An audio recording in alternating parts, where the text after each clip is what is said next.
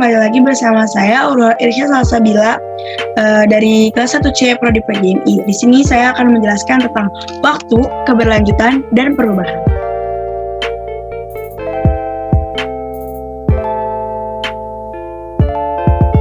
Memahami waktu.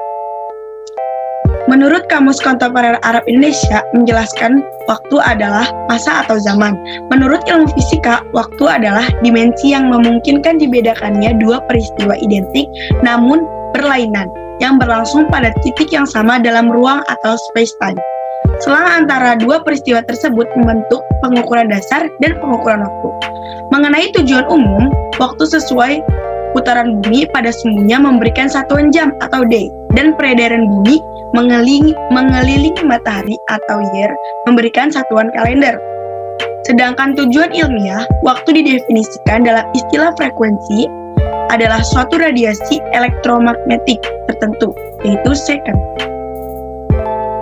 Pandangan mengenai waktu dapat dibedakan berdasarkan aspek-aspek berikut. Yang pertama, tingkat kesadaran akan adanya waktu. Ini adalah tanda paling umum, yang mana di satu sisi ditunjukkan oleh obsesi mengenai waktu, aliran waktu, berlalunya waktu, keterbatasan waktu, dengan pepatah, waktu adalah uang. Di sisi lain, sikap acuh tak acuh mengabaikan waktu. Kedua, ke dalam kesadaran tentang waktu. Ada kalanya hanya waktu terdekat saja yang disadari, sedangkan waktu jangka panjang kadang tidak disadari. Yang ketiga, penekanan pada masa lalu atau masa mendatang adalah cara memikirkan bagaimana masa depan. Masyarakat modern menjadikan waktu sebagai alat pengukur, pengordinasi, dan pengorganisir aktivitas manusia. Oleh karena itu, waktu mendapat kualitas otonom yang menakjubkan. Waktu tidak lagi sebagai alat atau instrumen, akan tetapi sebagai nilai di dalam dirinya sendiri. Waktu menjadi independen, variabel utama atau faktor utama menentukan dalam kehidupan. Menariknya, bulan dijadikan penentu waktu ibadah yang baik. Oleh karena itu, bukan hanya orang Islam saja yang menggunakan bulan sebagai penentu waktu kegiatan keagamaan. Namun, umat Hindu pun menggunakan bulan mati sebagai penentu hari nyepi. Umat Buddha menggunakan bulan purnama sebagai waktu Waisak, sedangkan umat Kristiani menggunakan bulan purnama pertama sebagai penentu hari Paskah. Selanjutnya, ada pembangunan berkelanjutan. Pembangunan berkelanjutan adalah pembangunan yang memenuhi kebutuhan masa kini tanpa harus mengurangi kemampuannya untuk memenuhi kebutuhan dari generasi yang akan datang. Pembangunan berkelanjutan harus memerhatikan pemanfaatan lingkungan hidup dan kelestarian lingkungannya agar kualitas lingkungan tetap terjaga. Kelestarian lingkungan yang tidak dijaga akan menyebabkan daya dukung lingkungan berkurang atau bahkan akan hilang. Pembangunan berkelanjutan mengandung arti sudah tercapainya keadilan sosial dari generasi ke generasi.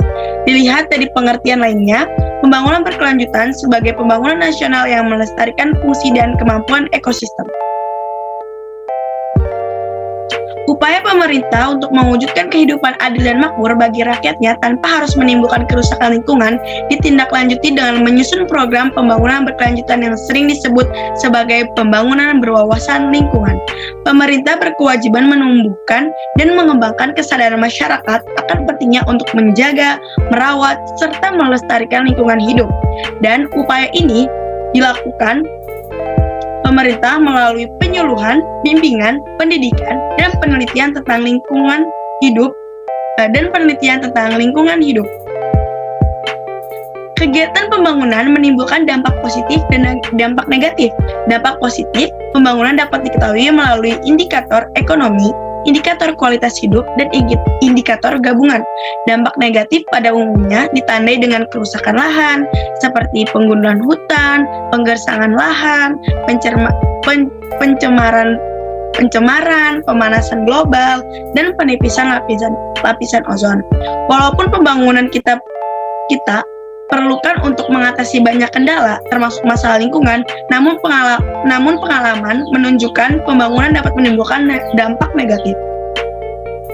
Beberapa contoh tentang dampak negatif pembangunan berkelanjutan antara lain, banyak pengembangan sumber daya air telah menimbulkan masalah kesehatan.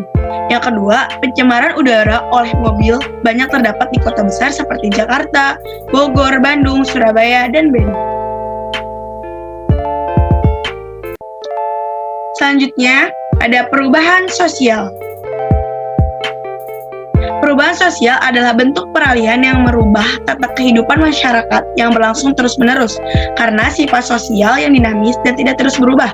Karena pada hakikatnya, manusia tidak bisa berhenti pada satu titik tertentu sepanjang masa, yang artinya mereka akan selalu mengalami perubahan, baik itu perubahan yang cepat atau lambat, maupun perubahan yang kecil dan atau besar. Masyarakat memiliki peran penting terhadap terjadinya perubahan sosial pada jangka waktu tertentu. Masyarakat inilah yang kemudian akan menghadapi faktor-faktor terjadi perubahan hingga mengalami perubahan sosial itu sendiri. Setiap insan manusia memiliki sifat dasar yang selalu tidak puas. Jadi, wajar jika manusia terus berkembang dan melakukan banyak perubahan untuk memenuhi kebutuhan hidupnya. Proses terjadinya perubahan sosial. Yang pertama ada difusi. Difusi adalah proses penyebaran berbagai unsur pembentukan sosial dan kebudayaan, yakni berupa ide, keyakinan, dan hal lainnya. Yang kedua ada akulturasi. Akulturasi adalah proses perubahan yang terjadi karena masuknya suatu kebudayaan asing ke dalam sekelompok masyarakat sehingga unsur budaya asing itu diterima dan disesuaikan dengan kebudayaan asli masyarakat tertentu. Yang ketiga ada asimilasi. Asimilasi adalah proses perubahan sosial yang timbul jika ada dua individu atau kelompok dengan latar budaya yang berbeda, kemudian berinteraksi dengan intensi dalam jangka waktu yang lama. Yang terakhir ada akomodasi. Akomodasi adalah proses perubahan sosial yang menunjukkan keseimbangan dalam hubungan sosial antar golongan yang berkaitan dengan norma atau nilai yang berlaku di masyarakat.